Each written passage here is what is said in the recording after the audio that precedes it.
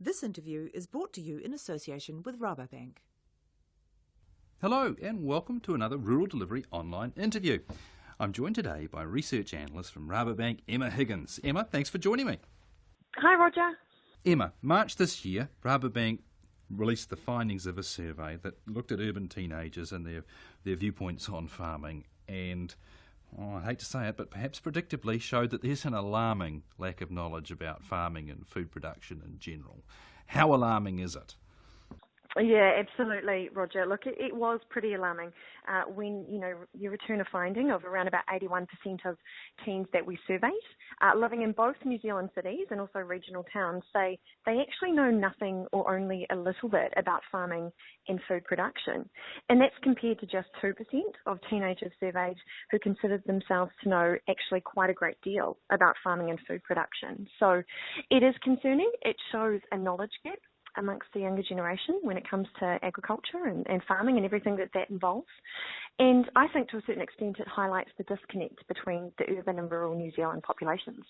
I guess we saw this coming, but I was pretty surprised that the number was that big. If you'd told me 50 or 60, I'd have gone, oh yeah, well that's probably modern society, isn't it? But 81%? There's a risk there, isn't there? A huge risk. A whole generation. Well, it is risky because, when you think about, the composition of New Zealand and the relatively close proximity of rural regions to our major cities, I would have expected a slightly lower number than that and more engagement between city people in rural environments.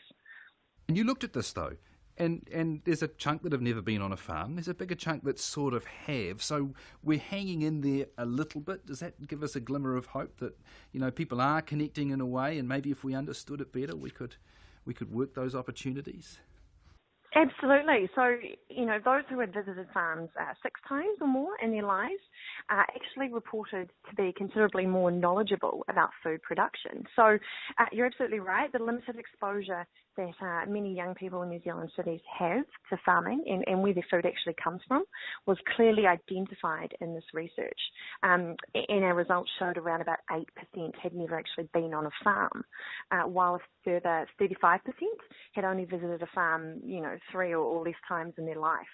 So that is a real challenge, is trying to change that and trying to develop awareness and education for basically farming life, what it involves. We'll get to some of those solutions that Rabobank particularly is working on in a moment. Can I just ask, though, in a general sense, why? How has this gap emerged? Is it because people no longer visit their uncle on a farm if they live in town, or it's not taught in schools, or it's not on television, or you can't get a game for it on Xbox? I don't know. What is it that do you think is at the root cause of this total lack of awareness?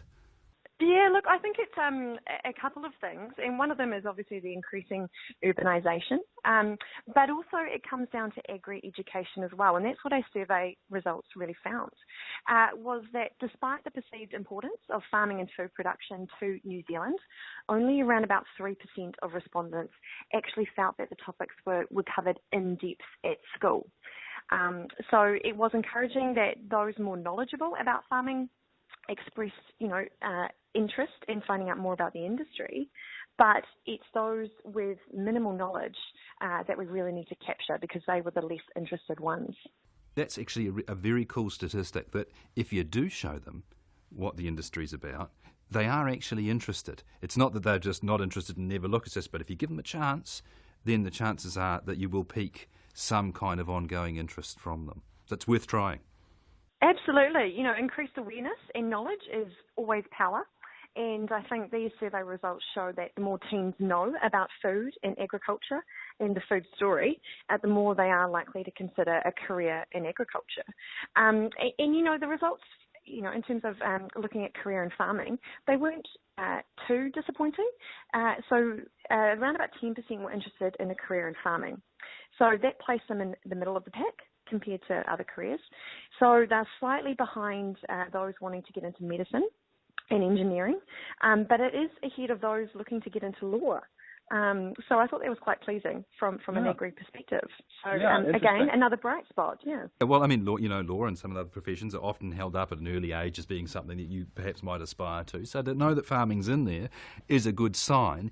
Now, earlier this year, Rabobank and Waikato University worked together to grab, I guess, what I'm assuming are people who are already maybe looking at that career. You grabbed a bunch of, I think, year 11, 12 students from Waikato high schools, took them to the university, showed them what agricultural career options were like. What sort of response did you get? Look, that program was met with success, and from all accounts. So the students who went on that program certainly came away from that with an increased awareness of the food production story, and we're looking to further move on from that in a positive way. And as a result, we've also developed another initiative called the Rabobank Farm Experience Program. So it's somewhat similar.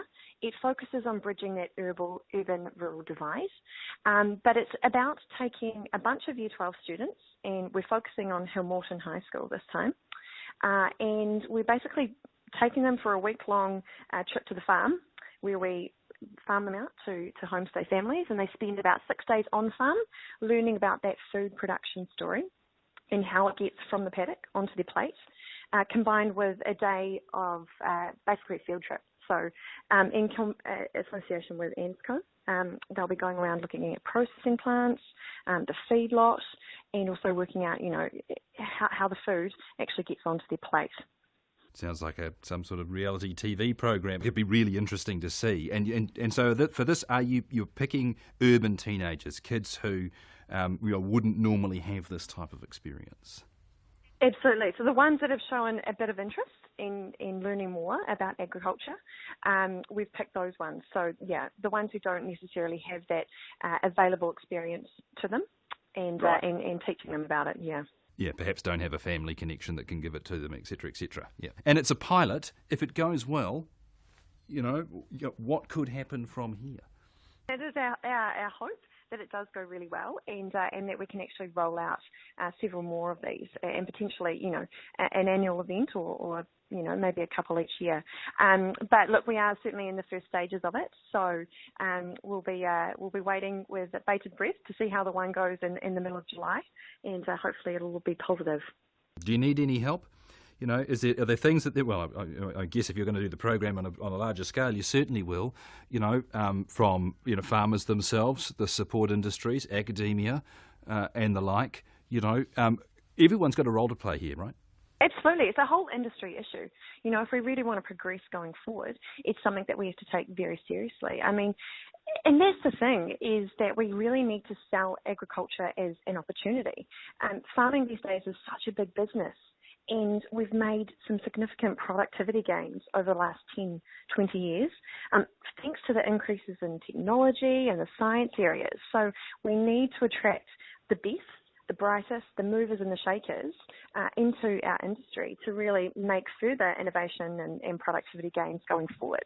One of the things I thought was perhaps most alarming was that in these numbers was that perhaps if kids don't know necessarily how a farm works, maybe I can sort of see that. But to not have a view on what happens post the farm gate, when that is so broadly important to New Zealand's economic position, and an area where we need to have a lot of innovation, a lot of young people coming in going forward as well as on farm. That was particularly worrying to me, given that that's really been always a competitive advantage for New Zealand, that we can run those value chains really well. So you're focusing on that as well as this experience of the farm itself? Absolutely. So, and that's part of the field day. So that's when we will be talking to the likes of ANZCO and liaising with them to get some of these students through the processing plant. So understanding, the whole process through that chain. And in addition to that, talking to them about their feedlots. And in conjunction with FAR, so the Foundation of Arable Research, the students will also be touring through there and learning about feed and how the cattle or the animals are actually fed. So it's the whole supply chain that we're looking to focus on. And is it fully subscribed? Yes. So we've got around about 10, I think, Year 12 students from Hamilton High School who have signed up for that, which is quite a nice number for a pilot. Obviously, we need to get farms as well. So a lot of our clients have put their hands up to really homestay these students. So it's a good number, and I'm sure it'll be really successful. Oh, look, I'm sure it will. It does sound vital. If anybody wants to have a look at the survey, where can they find some further details if they want to understand the size of the problem and maybe start thinking about how they can help? Yeah, absolutely. Look, if you go onto our Rabobank website and contact me, I'm more than happy to talk them through and teach them a bit more about our findings. Oh, brilliant. Look, thank you so much for your time. No worries. Thank you so much, Roger. This interview was brought to you in association with Rabobank.